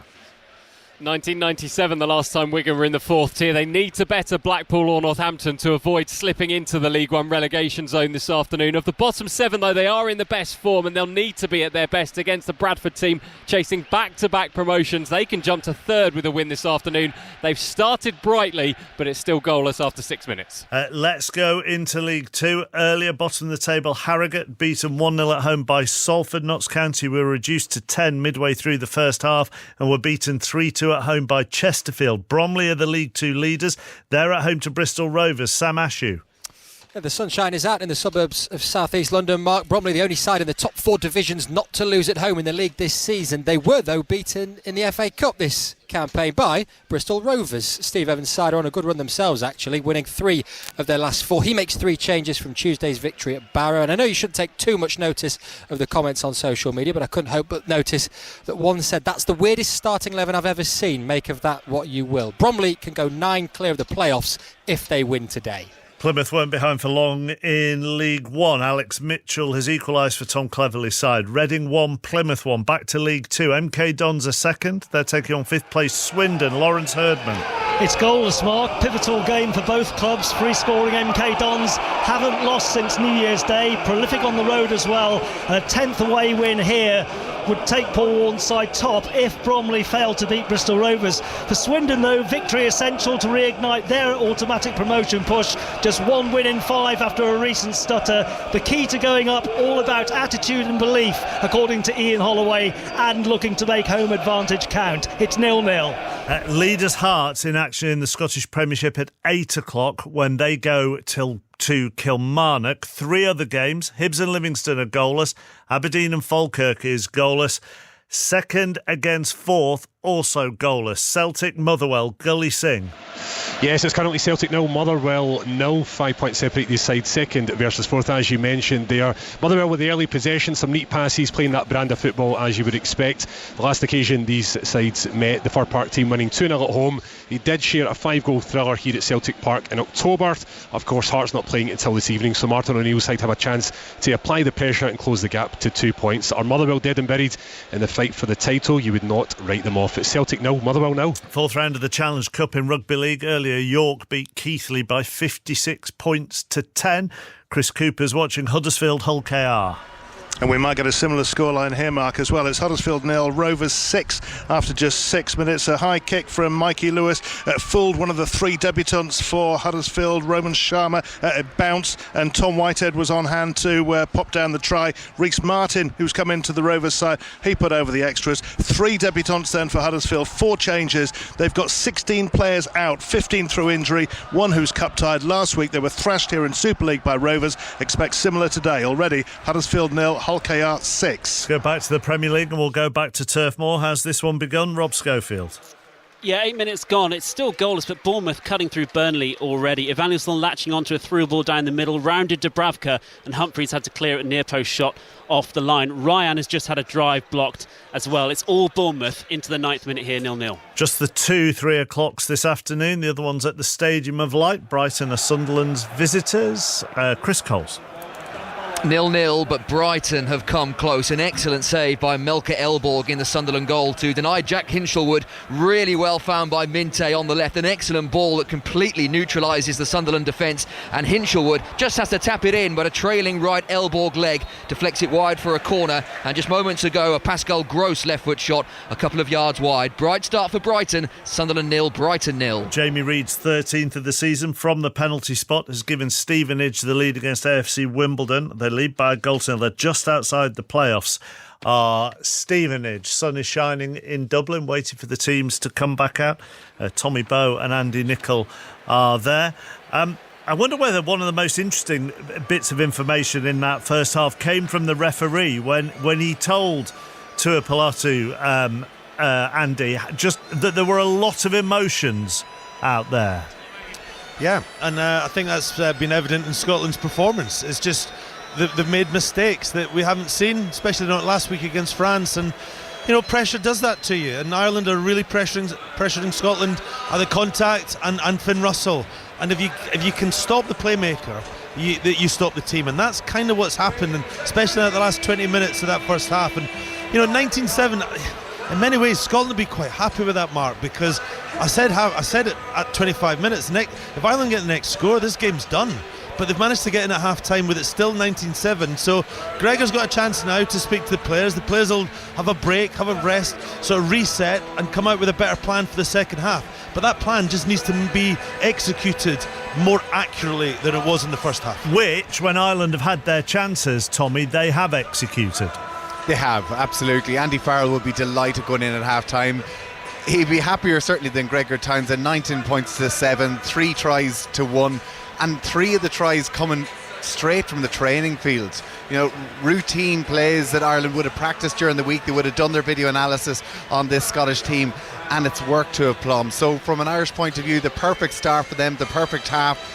But they know how dangerous this Scottish side can be. They know that if they do get their noses back into the game again, if they start well in this second half, it's going to be a cracker of a match. With a lot of history between these two teams, a lot of history on Scotland, and I kind of just feel the weight of that history, the chance to win our first Triple Crown, potentially a first Six Nations, seems to be weighing heavy on their shoulders. But if you are Scotland, Andy, you basically remind your player, the Scotland head coach or the Scotland coach team or the Scotland captain, you remind your players that they blew France away in a 20-minute period of a second half. Absolutely. I mean, this team know that they can score 2-3 tries in the blink of an eye.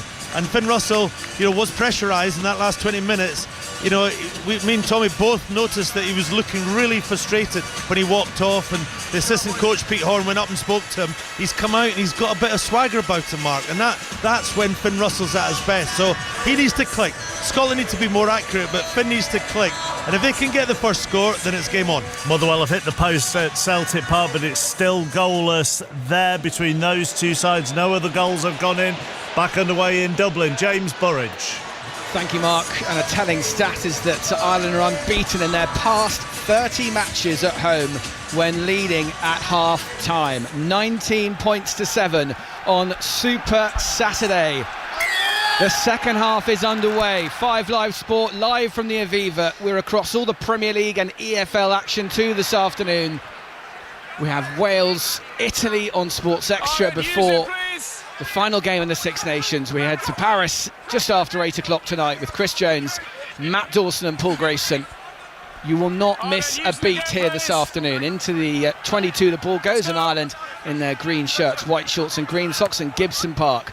Kicks it long, the Irish number 9 downfield, and a quick pass, tempo straight from the off from Scotland. Russell, not his finest first 40 minutes, but he takes possession brilliantly. Russell 20 metres upfield, but they've got the choke tackle. Gibson Park is in there, and he's still popped. He takes it a second time, the scrum half. Ireland with possession, and Van der Fleer just inside their own half. Out it comes to Doris. Ball out the back, and options wide here for Ireland. Ringrose just about clings onto him, puts a little grubber kick downfield, and Russell there in the nick of time. Jones is there, and they're looking for some offloads, some fast offloads here. Scotland, risky business. The next score absolutely crucial. 19 points to 7, Ireland lead as White goes to the left-hand side. 15 metres from touch. Use it, please. And Luke Pearce wanting this game played at a good pace. Can Scotland battle the nerves, battle their nemesis? 19-7 down, it's been lost by Scotland, and Ireland will have the turnover. The ball goes out into touch. Andy Nicol. Well, the first minute and a half's just been like the first half, wasn't it? Just hear him, scare him stuff. Some good play. Finn Russell made a good little break, but then he was about to be held up, so he managed the choke tackle, just get the ball away, and then Jack Dempsey managed to knock it on, gave Ireland possession, and then Gary Ringrose put a kick through, Scotland got it back. Not a great kick from Ben White, and a knock on in the air, so kind of symptomatic of the first half. Scotland come out, start of the second half, you can see that Gregor Townsend's tried to tell him, let's play with tempo, let's run this team around, let's try and move this Irish defence, and they did that. Perfect counter-attack. Finn Russell goes through a big hole, but wonderful defence by Ireland to hold him up, almost force a turnover. Ireland, getting the bounce of the ball again, the rub of the green going their direction at the minute, and Ireland on the attack now inside the Scottish half. Set piece, they were so dominant in that first 40 minutes. Crowley, lovely, fast, flat ball in through the centre comes Osborne, the fullback, and straight away the recycled ball, but it's been lost that time. A knock on from Ireland, so Scotland take it. They'll have the advantage as McCloskey tries to make a menace. He's done that illegally, so Scotland get the penalty. Andy Nicol. Yeah, I mean it was knock on from Ireland. It wasn't great, it was just a knock on, but then McCloskey has gone through attacking the ball, but he's taken the scrum half out, and that's gone from being a knock on to now a penalty. We're across all the action in the Premier League. Got Burnley, Bournemouth, Sunderland against Brighton and Hove Albion, and the EFL, Leicester and QPR. Nick Hatton. Leicester City 1, Queen's Park Rangers 0. An absolute rocket from Jordan James. Picked the ball up in the centre circle, raced towards the edge of the penalty area before firing home powerfully from 25 yards out. Leicester City 1, Queen's Park Rangers 0. Yeah, we'll have second half commentary of Burnley against Bournemouth in the Premier League.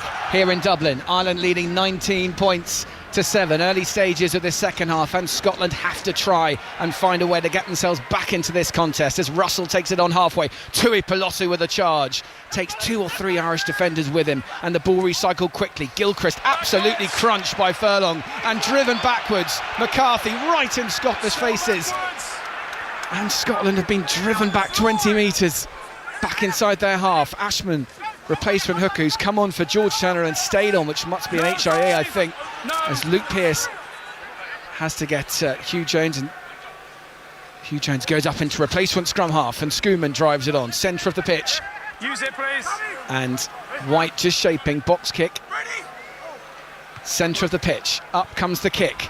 Osborne and O'Brien waiting for it as Graham takes it. It's a lovely tap back by Darcy Graham, the sole try scorer for Scotland in the first half. 3 tries from Ireland. Osborne, Sheehan and a ripper from Balakoon. Russell out to the left hand side. Tui Pelotu tries to cut back inside, but he's met by Van der Fleer on halfway. Right hand channel. Nice little burst this time from Matt Fagerson. The ball there for White, And again, trying to drive through the tackle. Ashman does well to the 10-metre line. More like it from Scotland. Out the back it goes. Kinghorn.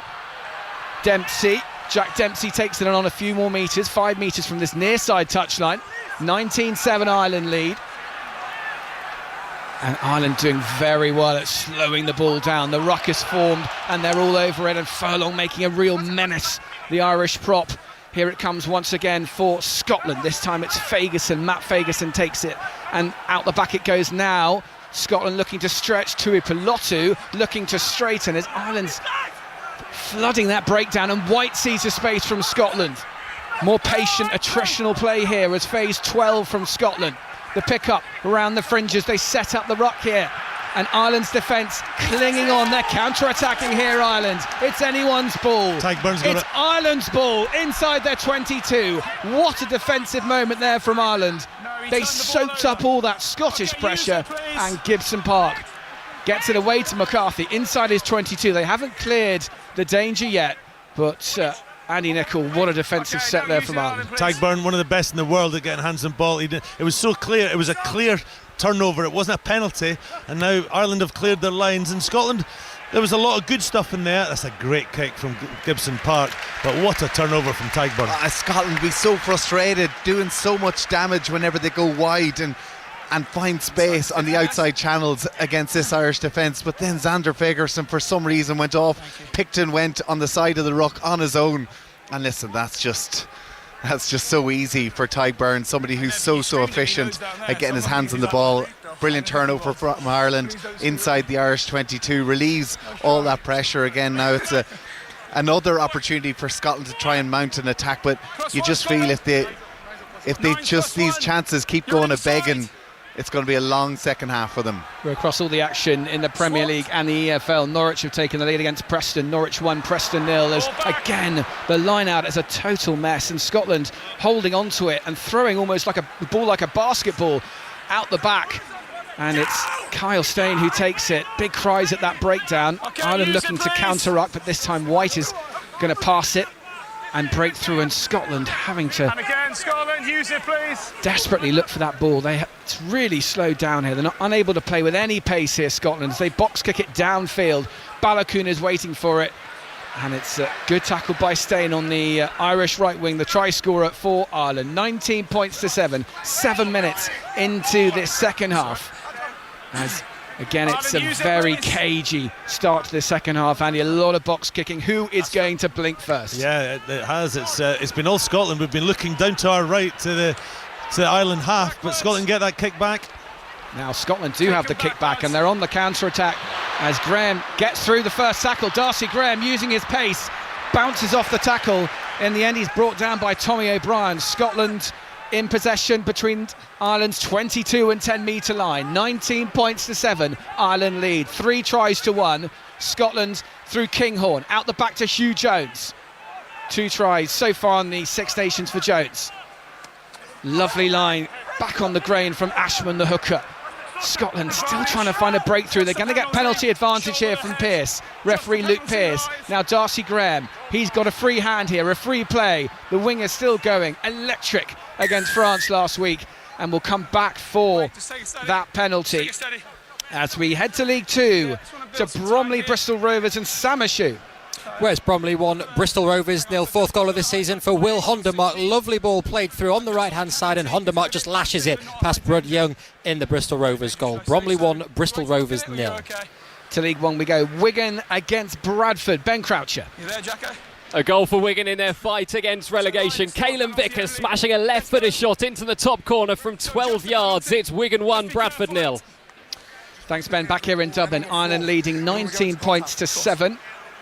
And was just waiting. There was a long discussion there, Andy, about what Scotland were going to do, but Russell has kicked to the corner, and it's a good kick. A discussion as well by Caelan Doris there. There was question marks by the referee whether it was a high challenge on the Scottish hooker. Caelan Doris has been told just be a little bit more careful there, just a penalty this time. But again, you can see Ireland are feeling the pressure of this Scottish attack. You got to feel Scotland need to convert this chance. Absolutely they do. Williamson takes it the second row, and the maul is formed. Scotland about 10 metres out from Ireland's line. Ireland have them where they want them. They've tried several times before to break through and it hasn't worked. Ireland 19, Scotland 7. What has Scotland got? The skipper Tuipulotu crashes it up the middle, takes 2 or 3 defenders. White, it's slow ball for the ruck as it's formed once again. Another metre taken, flat, dynamic carrying, this time from Rory Darge. Ireland's defence has been brilliant so far. Up comes Gilchrist. Scotland underneath the post. They've got the advantage, a fresh advantage from Luke Pearce. So they'll get another penalty here. 12 points the gap. Out it comes this time. They go to the right-hand side. Scotland playing left to right in this opening half as it comes back for the penalty. A little bit of afters on the ground. Tack, I think you've got a big cut. Stay there. Ty Burns got Lots of blood coming off his head, so the medics will come on. But what an important few minutes we have here, Tommy Byrne. Yeah, one-off runners by Scotland going round the corner.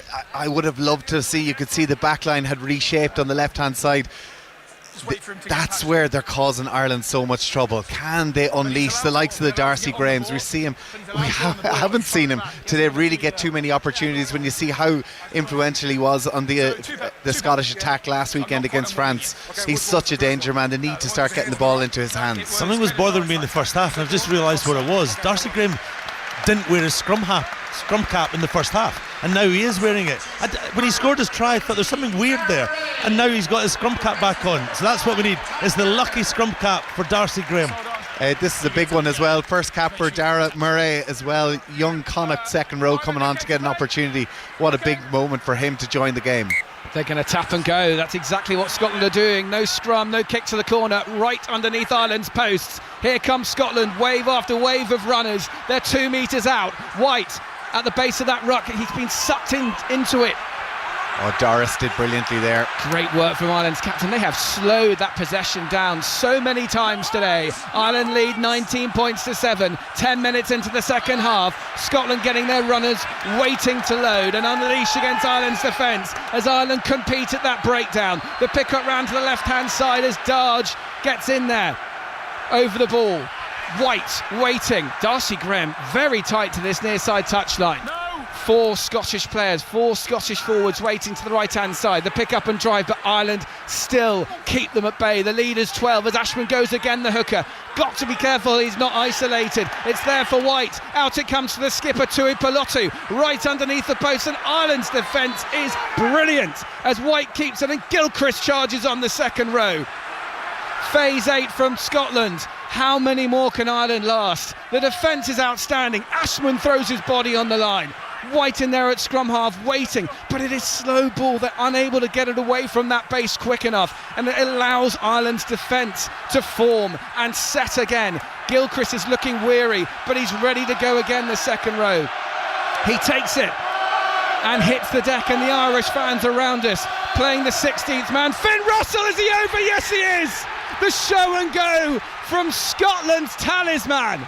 And how important could that try be? Absolutely vital for Scotland, and again, just great patience and accuracy and physicality to allow Finn Russell to eventually get there, phase after phase after phase. Very similar to the first try in the first half, but Boyd and Scotland need that, and it's game on now. That was great for this match and great for Scotland. Come at the moment, come at the man. Finn Russell, just when you think he's down and out in that first half, a big opportunity, just what Scotland needed. Unbelievable defence by Ireland to keep Scotland out for so long. They really fronted up that Scottish pack, but again, yes, a wonderful pass by Ben White out to Finn Russell, but and every point's going to count here. So. And Luke Pearce has spotted that Finn Russell, when he lined up the conversion, had taken it. That old trick, Tommy, of just moving the kick a few metres in. It's not. It's a yard. Literally, Luke Pearce has made him move less than a yard. Hold on a second, Andy. Every moment, every point matters as Luke Pearce just. And listen, for a second when that whistle was blown, I'm sure every Scottish supporter was worried that he was going to pull up the try. They'll take an extra yard on the kick. Russell with such an important conversion. Up he steps, Finn Russell. It's holding its line. Oh, it's a brilliant kick from Russell. Straight through the posts it goes. Game on in Dublin. Ireland 19, Scotland 14, 53 minutes gone, Andy Nicol. Well, I think I said it, 30 minutes ago. Next score was so important, and Scotland have eventually got it. Game on now, 19-14. The restart from Ireland. Let's quickly head back to the EFL. West Brom against Hull and Adam Whitty. West Brom 1, Hull 0. What a goal this could be for West Brom in their championship relegation scrap. Josh Maja with a right-footed finish after a breakaway. Second bottom, West Brom lead promotion chasing Hull 1-0. 25 minutes gone. Let's head to the Premier League. Burnley, Bournemouth. Rob Schofield. Yeah, they're growing into this 0-0, but Burnley just had a treble chance. Jaden Anthony curled one around. Foster just came close, and Humphreys has just had a huge volley blocked, and it's gone off wide. It is 29 minutes gone, 0-0. Reminder commentary of that game over on Sports Extra. The second half live here on 5 Live. To Sunderland against Brighton and Chris Coles. Sunderland 0, Brighton 0, but Brighton domination. They're playing some excellent football and creating good chances. A Welbeck shot deflected wide, and Hinchelwood straight at the goalkeeper from close range. Sunderland 0, Brighton 0. And there's commentary of that over on Sports Extra 2. Don't forget live commentary at 5:30 tonight as well.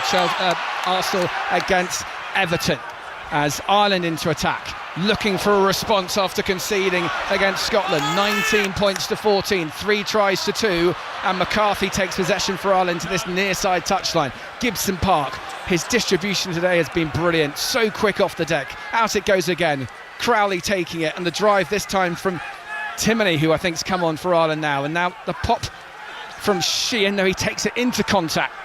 And Gibson Park, he's sniping around that base, he's keeping Scotland honest. Furlong drives it on, the Wexford Bull 2 or 3 more metres, and Gibson Park again. There are spaces here for Ireland as they try and attack down the left-hand channel, and Scotland's defence, so many questions, it's looking porous as Ireland looking. Gibson Park over the back of that ball. There are some Scottish bodies in the way. 19 points to 14. Gibson Park has 3 runners to his right hand side. The pick up and drive from Ireland. They're 5 metres out now, hunting for the bonus point as Tommy O'Brien comes in, clatters into 3 Scottish forwards. Once again Ireland comes, Sheehan, and it's there once again for Gibson Park to the captain Doris, met by 2 Scottish defenders. They are right underneath the posts. McCloskey, he is just not finished, has he? Takes so many players within the centre. Out it comes this time to Osborne. Balakoon's waiting wide. Doris is there as well. Scotland's defence have got to be so honest as Gibson Park's trying to wrestle his way over this line. Phase number 16 from Ireland. Doris for the line. Doris is there, is he? The captain. Yes, he does. He touches down. It is Ireland's bonus point, and it could be the defining one as well. Who knows? What a wonderful response by Ireland. Scotland, with all the domination in the early part of this first half, got their try, but Ireland off that restart, just so dominant over the gain line. Caelan Doris comes up with the try, but every forward out there, phenomenal. I think it's Murray, is it? The second row, Murray's actually gone over. I mean, what a debut for him to come on with a score like that. My goodness me, what an amazing response for Ireland. It was a brilliant try, a brilliant team try. Ruck speed was just so important. Gibson Park was just controlling it. He had so much time, he was taking a few steps and just bringing the runners in. He just controlled that brilliantly. And Scotland were putting good tackles in, but Ireland just completely controlled that. And it was like Scotland's try was the spark that they needed to get their game going, and that was just an outstanding team try. It started off the line out, ball put into midfield. McCluskey, who's normally such a dominant ball carrier, tipped it off to Caelan Doris, who made a good 10-15 yards. All of a sudden Scotland are on the back foot, and it's so hard to get the momentum back from there. 26 points to 14. Ireland lead. They have the bonus point as O'Brien takes it, and now Doris, the skipper, does run back, takes play out of the 22. Scotland, what have you got? As the ball is kicked by Crowley up into the air, crossfield kick for Balakoon. Balakoon waiting, it's gone backwards, and there's a bit of confusion there from Scotland, taken by Scotland in the end on halfway. Still in possession on that far side. There's space here as Tuibelotu sees a gap. The captain almost gets it through. Quick pass, now was that a deliberate knock on? The referee says he's playing advantage here. Nice line from Darcy Graham. Doesn't just get just beyond the gain line, up to halfway they come. Where the knock-on was, there's still advantage. There's still advantage, says the referee, and now Tui Pelosi. Well, that's forward, that's well forward from Tui Pelosi. The referee says play on. Carl Steyn is still going, but that looked forward from where we were watching. And Scotland's charge on into the 22. The crowd around us here do not like that decision, as Scotland set up the ruck on Ireland's 22. 26-14 Ireland lead. Russell to Jones, he evades the first tackle. Hugh Jones gets the offload away to Russell. Russell to Kinghorn. It's been driven back, and Darcy Graham, slow and then electric off his feet, sets up the ruck inside Ireland's 22. White is there, needs some runners. Schoeman is one of them, just brushes off the first tackle with his forearm. They come once more, Ashman, and now who's going to pierce that line for Scotland? Russell is there, popping it up. White to the left-hand side, Jones. Kyle Steyn still going, weaving his way, but eventually tackled and brought to the turf. 26-14. Ireland lead here. They have the bonus point. A wonderful response to Finn Russell's try from Murray, the debutant, the Six Nations debutant. On the 22, Scotland. White looking to his left, looking to his pack, his forwards, to find every metre possible. Russell fast, hard on the line, on that gain line. Scotland look out their feet, James. They look dead, don't they? Yeah. How are they still going here? The drive on now from Darge. Has the France performance taken the legs out of Scotland? They need to inject some pace and precision now. The ball is slow at that breakdown as Kinghorn tries to get his way through. They're 10 metres out now on that 22. Dempsey underneath the posts. White is there, there's options left if they can get the timing of the pass. There's an overlap there as they cut through Scotland, and they will be over. Scotland fight back. It's Rory Darge. You said that Scotland were out on their feet. I think Ireland similar, both teams really feeling it with the end of the Six Nations here. It's a huge toll on both their bodies. Scotland, if they can get the ball into the wide channels, they're causing Ireland all sorts of trouble. I mean, it was a great try at the end, again, phase after phase. But they looked out on their feet up until that point. There was people walking around. Great finish. I mean, was it a forward pass? Well, they haven't come back for it. No, they've not, of course. So I think it came out backwards and drifts forward. It's the classic, As a winger, I say perfect pass. Exactly. Listen, the ball put out in space. We saw Kyle Steyn. We want to see our danger men out wide, getting that ball in front of them. Listen, Scotland are right back into this game again, one-score game. I think they'll need to go to the bench, James. I think Scotland will need to go down because some of these guys are right on their feet. Here you said, 4 of them coming on now from Scotland. Over goes the conversion from Finn Russell. 26-21, 61 minutes gone. Whilst we take a check on the substitutes, let's head back to League One and the EFL. Exeter, Cardiff and Niall-McCorn. League One promotion chasers Cardiff have taken the lead, and it's Rubin Colwill with a flash double. The first, a blistering finish from inside the area, fired across the keeper. The second coming from across, which he converted with a simple header. Exeter 0, Cardiff City 2. To the Scottish Premiership, Celtic, Motherwell and Gully Singh. Yeah, Celtic 0, Motherwell 1. A mistake in the Celtic box, a lapse in concentration from Rio Hatate, robbed in the box. The ball played to Motherwell's Elijah Just. He took a left-footed drive to beat Sinisalo. Celtic 0, Motherwell 1. To League Two, Swindon against MK Dons, Lawrence Herdman. Swindon 0, MK Dons 1. Captain Alex Gilby, who missed glaringly a few minutes earlier with a deflected shot that left Swindon keeper Conor Ripley flat-footed. Swindon 0, MK Dons 1. And straight from that restart, the ball's been knocked on by Jones, and it gives Ireland the perfect riposte here. They're on the 22. 26-21 into the last 20 minutes here in Dublin between Ireland and Scotland. The questions being asked of Scotland, and Ireland looking. They've got the bonus point. They have 4 tries, Ireland, as it comes out the back to the skipper Doris, who's tackled in front of the posts. Can't afford to give Ireland opportunities like that as they go through McCloskey. McCloskey senses a gap and a hole, and he gains 7 metres. Gibson Park attacks the far channel. Out wide come Ireland. A metre from touch. Good tackle, good counter defence there from Scotland, and they drive Gibson Park back 2 or 3 metres. That was just in the nick of time. It sapped the strength out of Ireland's move there. And they get the knock on there, Scotland. That is an absolutely critical defensive period there. And I think the subs that have come on the pitch have just brought a bit of energy to the team, and they needed that, because just giving Hugh Jones knocking it on from the kickoff is just the coach's nightmare, isn't it? You've just got back into the game and you give easy possession in the 22, but fair play to Scotland, they defended it really well. Who would be a coach? Scotland get themselves right back into the game. You're just getting shots at Gregor Townsend, the Scottish head coach, delighted, celebrating up in the coach's box. Ireland restart and Scotland knock it on. Yes, listen, credit to Scotland though, an amazing defensive set, because Ireland, whenever they've got into the Scottish 22 at previous stages of the game, Ireland generally have come back with points. So yes, Scotland got a one up there and a big opportunity for them to try and clear their lines.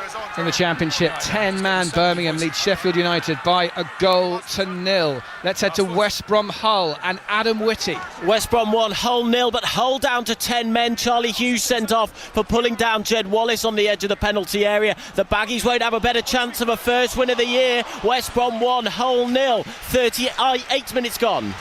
Super Saturday on 5 Live Sport, the final weekend of the Six Nations. Ireland leading 26-21 against Scotland. The Triple Crown on the line, a Six Nations title there to be won.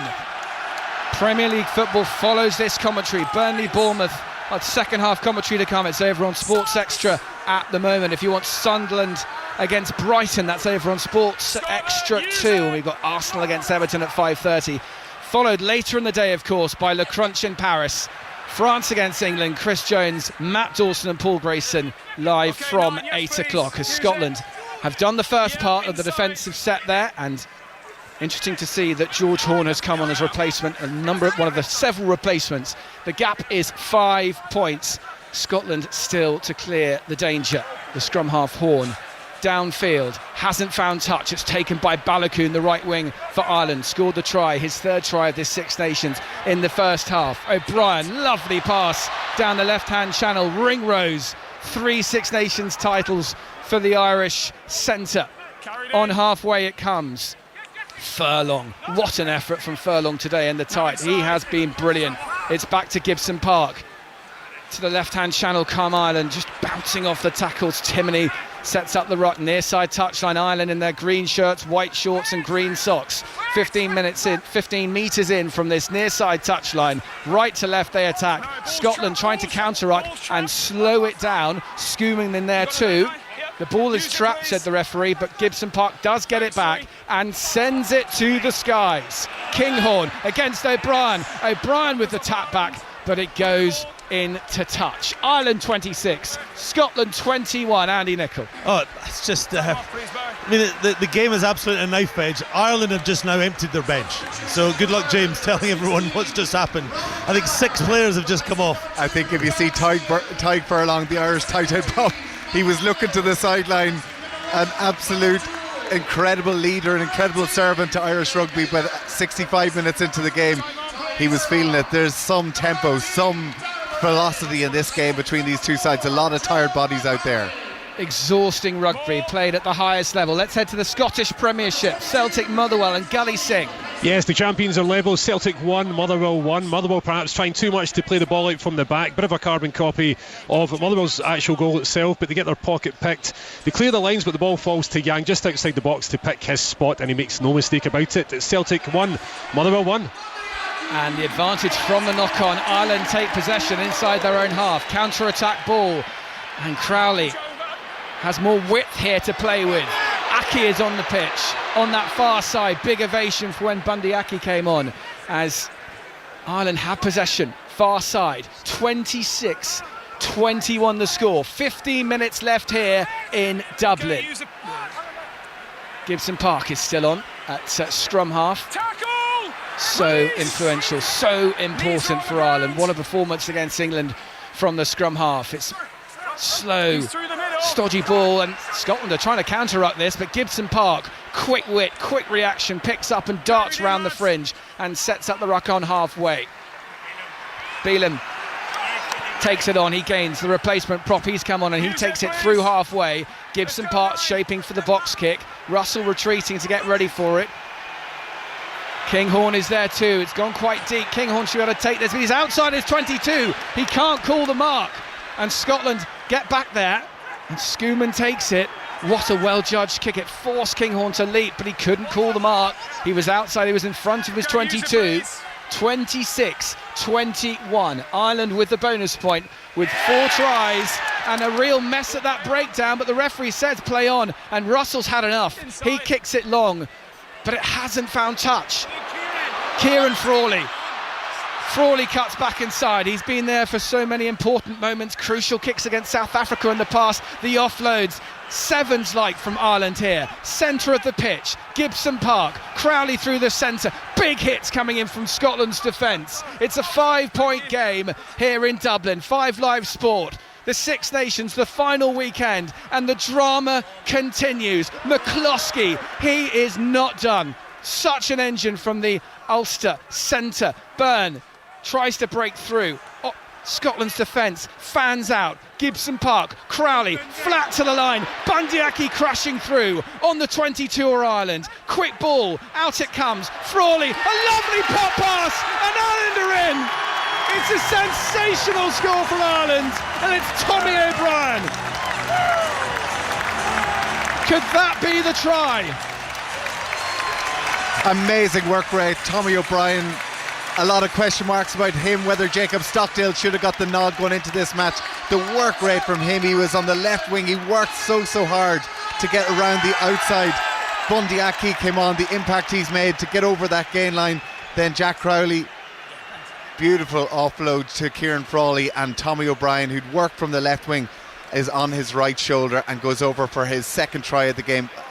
Listen, amazing play from Ireland. A lot of tired bodies out there on both sides, but you're definitely starting to see the Scottish backline, that 7-day turnaround from that huge win against Scotland last weekend. The tiredness is coming through in the legs. Oh, without doubt, Tommy, but big impact off the bench for Ireland, because Aki and Frawley were involved in a number of occasions there, just getting on the game plan. I was just thinking to myself, what you don't want is that the fresh legs against some of the tired legs, and that's what we saw with Frawley being able to offload it to O'Brien. Great score from Ireland. And that, well, I mean, there's still 11 minutes to go, but that feels like that could be a telling try. 33 points to 21 to Ireland. Let's head to the Challenge Cup, the 4th round. Huddersfield Giants against Hull KR and Chris Cooper. And much more one-sided here. Rovers leading by 30 points to 6 at the break, as comfortable and one-sided as expected. Ahead after 6 minutes with the first of their 5 tries. 2 from Mikey Lewis, 1 apiece from Whitehead, Hiko and Monet, all converted by Rhys Martin. Tane Milne gave the Giants some hope, but it's men against boys. Giants 6, Rovers 30. Back to the EFL, Leicester against QPR and Nick Hatton. And QPR have equalised right on the stroke of half-time. It's Leicester 1, QPR 1. Long ball over the top. Harvey Vale, the quickest of all the QPR players, rounded the goalkeeper and slotted into an empty net. 2 minutes of added time here. It's Leicester City 1, QPR 1. 11 minutes to go in Dublin. Ireland 33, Scotland 21, and Scotland chancing their arm outside the 22. Tom Jordan comes on into the back line. What can Scotland find in the last 10 minutes? Tackle Ireland! It's slow ball for Scotland. One of the areas Ireland have been so brilliant is at the breakdown, slowing, restricting Scotland from playing at pace. That fast, loose game, the unstructured game that they love so much. As a big hit comes in late, and that's going to be a penalty to Ireland as Steyn gets it all wrong. And it's a penalty on halfway. He said he got it all wrong. He got it just marginally timing wrong, because they won the aerial battle. That's what they're wanting to see, and it was Crowley. Who was it? Sorry, it Crowley. Was Crowley. Yeah, he just got slightly ahead of Kyle Steyn. Good competition. He did. Yeah. Listen, the two of them were up going for the ball. Unfortunately, though, Crowley did get up above Steyn, which means he gets the advantage, and it's penalty towards Ireland. Again, it's the contestables, it's the 50-50s that Ireland have won right through this match today. And as you said, the pressure at the breakdown that Ireland have been putting on them, Scotland just haven't been able to get into any sort of rhythm at all. Back to the Premier League we go. Sunderland against Brighton. Chris Coles. Has reached half-time and it's 0-0. Brighton the better early on, Hinchelwood with a couple of chances, but Sunderland ended the half the stronger here. Trude's shot parried wide by Verbruggen. For a 0-0, it's been pretty good. Sunderland 0, Brighton 0. Commentary over on Sports Extra 2 will be going to Turf Moor for Burnley Bournemouth second half.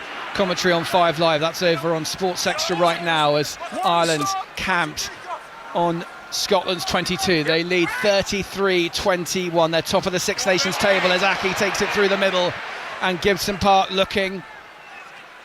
Out it comes now, the Scottish back row gaining another couple of metres. The perfect strike play as bursting through the tackle now is Finlay Bealham, and Gibson Park shows and goes the scrum half, sets up the ruck.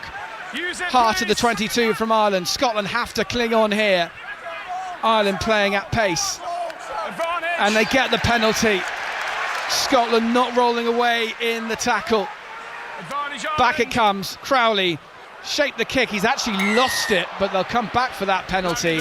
Ireland going to take the, what are they going to do here, Tommy? Kick for the corner? Listen, I think continue to build the scoreboard pressure. Exactly, they don't need to get ahead of themselves. Just keep that pressure on this Scottish team. I have to say, Jameson Gibson Park, everybody talks about Antoine Dupont in terms of an influential leader where everything goes through this Irish team. Gibson Park, since Johnny Sexton has stepped away, he is just so important to this Irish team. And listen, there's all this talk about Crowley or Prendergast, who they're going to pick at 10. I mean, my big question is who is going to follow on from Jameson Gibson Park, because we're 72 minutes into this game and he still hasn't been taken off yet. Really important player to this team. Oh, totally agree, Tommy. Absolutely. I mean, Andy Farrell's emptied his bench, but not at 9, because he's so crucial to the pace that Ireland play at, but just the control he gives.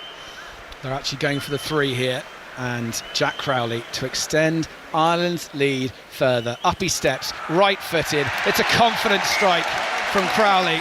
He's looked very impressive from the kicking tee today, and Ireland well on top. 36-21 against Scotland with 7 minutes to go. Back to the Premier League, Burnley, Bournemouth and Rob Schofield. Half-time here and it's goalless. Home side far the brighter. Their best chance of the game just before the break. Jayden Anthony smashing a volley from a corner off the crossbar. Foster and Humphreys have also come close. Bournemouth well below par. It's a decent watch, but it's goalless at half-time. To the Championship, Millwall, Blackburn and Emily Herbert. 0-0 at the break, scrappy. Millwall looking like a little bit of a cage lion. Blackburn pinning them in their own half, but have squandered their chances. A win and Millwall would go second. Half-time, Millwall 0, Blackburn 0. 15 points down here, Scotland. They've kicked for the corner. They're not going to this line out with any real pace, Andy, but my goodness, they need to score. Yeah, they do. It'd be great for the game and the Championship if Scotland could get a try, maybe a second try, and get to the last few minutes with a one-score game, because Ireland, they've just pulled away. They've just flexed their muscles a little bit in the last 10 minutes and just taken the game, I think, away from Scotland. Scotland with the line out, 5 metres from Ireland's line. Ireland's defence, as expected, really has been outstanding. They have been suffocating to Scotland as Scotland get that maul going, and they try to add a few extra players from that back line too. Pelotti's gone in there, but Ireland hold them so far 5 metres from their own line. 36-21 as we approach 5 minutes to go in this match. It's still with Scotland, slowly but surely as they come towards that line. Ireland have held them. The ball's on that deck. It's a total mess. What's Luke Pearce going to do here? He's getting right down low. He says the ball is available, but it's on the deck and it's slow ball for Scotland. And this is what Ireland have done brilliantly today. They have restricted Scotland's ability to strike at pace. Underneath the post they come. Thick and fast, the green line comes up against Scotland as Horn looks to snipe round the fringes. 36-21, less than 5 to go now. Scotland to the left-hand side, 5 metres from the try line. Ireland and Doris getting in there. Real troublemakers on the deck. Luke Pearce calling for the ball to be used by Scotland. Gilchrist, what a shift he's put in. Ball over the top as Horn looks and lurks. And again, the clock is ticking as the drive this time from Alex Craig, who's come on, and Horn looking to get it clear. It's there once more now. Sutherland, the replacement prop, and Ireland's defence just doesn't stop. Up it comes, a green line stopping them at source. Their bodies over the ball. It's still with Scotland underneath the posts. Absolutely and utterly exhausting for Scotland. They are giving everything, but Ireland are not letting them through. right by the right-hand post. 3 Irish defenders on that tackle. Still 5 metres out, Scotland. To the right they go, confusion. Russell still going, he set up. Gibson Park over the top of that. Horn gets there in the nick of time. He sets up the ruck. Frantic rugby here at the Aviva. Ireland right on top of them, not letting them through. Another drive from Ashman. He sets it up, the replacement hooker. Scotland now within 2 metres. Ireland claiming they've got the penalty. This could be so defining. And there is the contest. There is the moment. The Aviva rises, the Irish fans around us, they know how critical that defensive set was, how exhausting, how exhilarating. Bundyaki punching the air, calling for the crowd to get behind the team. What a set, what a moment. Scotland look done and dusted. So much pressure on both teams coming into this, huge amount at stake, Triple Crown championships, the whole lot. This is where the big players step up. This is where you want your senior players to rise above the rest. Tadhg Beirne twice, just an absolute menace at each breakdown. And this time coming up trumps, forcing the penalties. Scotland just head in hands because they've thrown absolutely everything at this Irish team, and unfortunately it just hasn't been enough. Yeah, they've just Ireland just been that little bit better, especially in that defensive sets that they've had. Scotland defended well, but just there, the strength there. And I just thought Scotland almost ran out of ideas. They were just going one hit all the time. It was a little bit easy to defend, but fair play Ireland. Ball off the top as Gibson Park is giving a standing ovation, and Casey takes it. And Ireland looking lethal here on that far wing. They kick downfield, intercepted by Scotland, driven into touch. And into the final few moments, Ireland with the bonus point. 5 tries here in Dublin, and they begin to relax, and the hurt, you can see it on the faces, Andy. Yeah, I think Scotland, I think what we've seen here is the condensed Six Nations with a one less fallow week has just come back to bite Scotland, and in the extra day that Ireland had to recover from that Friday night. All the nutritionists say, James, that an extra day recovery with the physicality that the game's now played at is huge. So I think we've just seen that. Scotland have just run out of steam. Ireland outside the 22, and you can hear the fields of Athenry breaking out around us here in Dublin. Ireland 36, Scotland 21. Wales, Italy to come, 4:40 over on Sports Extra. France, England at 8:10 as the box kick goes long. It's loose, and every contest, Ireland have had 2 or 3 players at almost every breakdown, slowing Scotland down at source as we enter the last 90 seconds.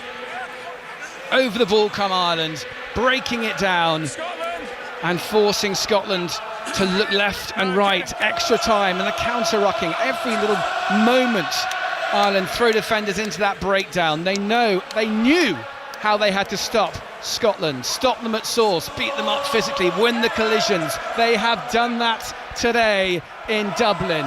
Last 60 seconds we are in the Aviva. Scotland throwing ball out wide, and once again Ireland's defence swarms all over them. Far side channel.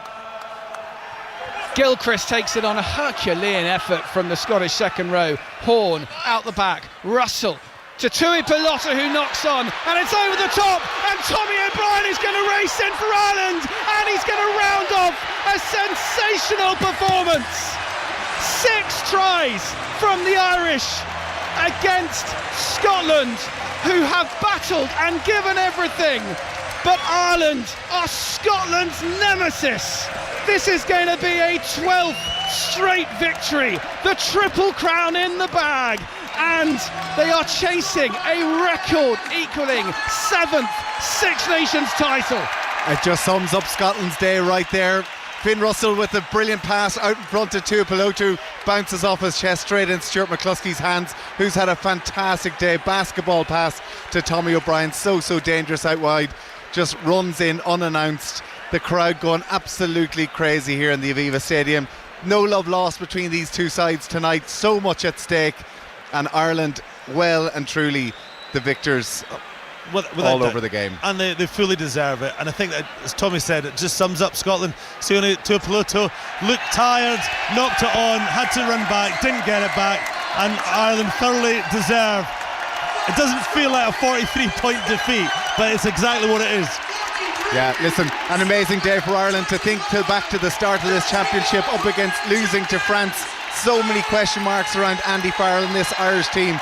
They've now won a Triple Crown. They have the chance still to win the championship, depending on how things go this evening. But from an Irish point of view, Andy Farrell take a bow, because so much of that game was about the preparation and taking it to this Scottish team, and they did that today. And Crowley knocks over the conversion from touch. How impressive has he been today, Jack Crowley? So much asked about the 10 shirt, the 10 Irish jersey. Well, Jack Crowley has stepped up and put a giant stamp on that debate. It has been a tactical and emotional masterclass from Andy Farrell today, and for Scotland, utter exhaustion, complete devastation. There was so much hope, but I'm afraid if you're a Scotland fan, I'm afraid you've seen this movie before and it wasn't to be. Ireland triumphant, the Six Nations title mark is there. France, what have you got? Ireland 43, Scotland 21.